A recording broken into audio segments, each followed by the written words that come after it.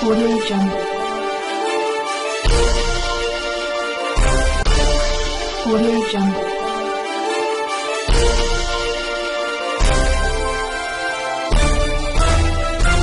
Audio Jungle. हमने कभी सपने में भी नहीं सोचा था कि देश भर से लोगों का इतना प्यार और इतना विश्वास मिलेगा। इन 8 सालों में आपकी पार्टी ने दिल्ली में 3 बार सरकार बनाई है और पंजाब में मुख्य विपक्ष के रूप में उभर के आई है। लेकिन आज मैं एक बहुत महत्वपूर्ण ऐलान करने जा रहा हूं। आने वाले 2022 के विधानसभा चुनाव में आम आदमी पार्टी उत्तर प्रदेश में चुनाव लड़ेगी। दिल्ली में यूपी के बहुत भाई बहन रहते हैं।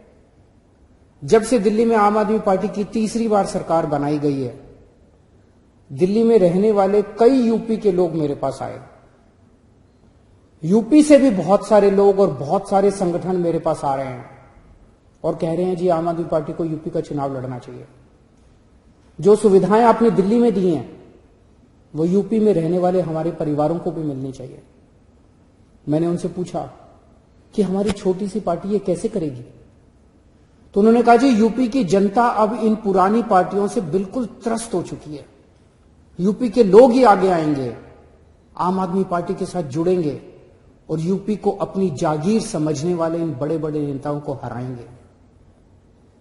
यूपी में हर पार्टी की सरकार आई, लेकिन अपने घर भरने के सिवा किसी ने यूपी के लिए कुछ नहीं किया।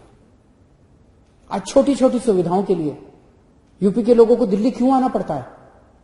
अगर कानपुर में रहने वाले किसी परिवार को अपने बच्चे के लिए अच्छा कॉलेज चाहिए तो उसे दिल्ली भेजना पड़ता है। गोरखपुर में रहने वाले किसी गरीब परिवार को अपने माता पिता का इलाज करवाना है तो उसे दिल्ली आना पड़ता है। आखिर क्यों? क्या भारत का सबसे बड़ा राज्य, भारत का सबसे बड़ा विकासशील राज्य नहीं बन सकता, विकसित राज्य नहीं बन सकता? मैं पूछना चाहता हूं कि अगर दिल्ली के संगम विहार में मोहल्ला क्लिनिक बन सकता है तो क्या लखनऊ के गोमती नगर में मोहल्ला क्लिनिक नहीं बनाया जा सकता? अगर दिल्ली के सरकारी अस्पताल देश के सबसे बेहतरीन अस्पताल बन सकते हैं तो यूपी के सरकारी अस्पतालों की हालत इतनी खराब क्यों है? अगर दिल्ली के लोगों को 24 घंटे बिजली मिल सकती है तो यूपी के लोग इतने लंबे लंबे पावर कट क्यों बर्दाश्त करें? अगर दिल्ली के लोगों को मुफ्त बिजली मिल सकती है तो यूपी में लोगों को मुफ्त बिजली क्यों नहीं मिलनी चाहिए? यूपी के लोगों के इतने ज्यादा बिल क्यों आ रहे हैं? अगर दिल्ली के सरकारी स्कूलों में बच्चों को प्राइवेट स्कूलों जैसी सुविधाएं मिल सकती हैं तो यूपी के सरकारी स्कूल इतने बदहाल क्यों हैं? अगर दिल्ली में महिलाओं की सुरक्षा के लिए हर मोहल्ले में सीसीटीवी कैमरे लगाए जा सकते हैं तो यूपी में हर दिन हमारी बहनों के साथ दुष्कर्म क्यों होते हैं? यूपी में हमारी बहनों की सुरक्षा सुनिश्चित क्यों नहीं की जा सकती? आज उत्तर प्रदेश को प्रगति की राह पर चलने से कौन रोक रहा है? यूपी की गंदी राजनीति और भ्रष्ट नेता। यूपी के लोगों ने हर पार्टी के लोगों पर विश्वास करके उन्हें मौका दिया, पर उन पार्टियों ने लोगों की पीठ में छुरा घोंपाया। सरकारें आई, सरकारें गई, मगर हर सरकार ने पिछली सरकार का भ्रष्टाचार का रिकॉर्ड तोड़ दिया। यूपी के लोगों को आखिर में क्या मिला? कुछ लोग पूछेंगे कि उत्तर प्रदेश में इतनी सारी पार्टियां हैं, आम आदमी पार्टी अलग से क्या लेके आएगी?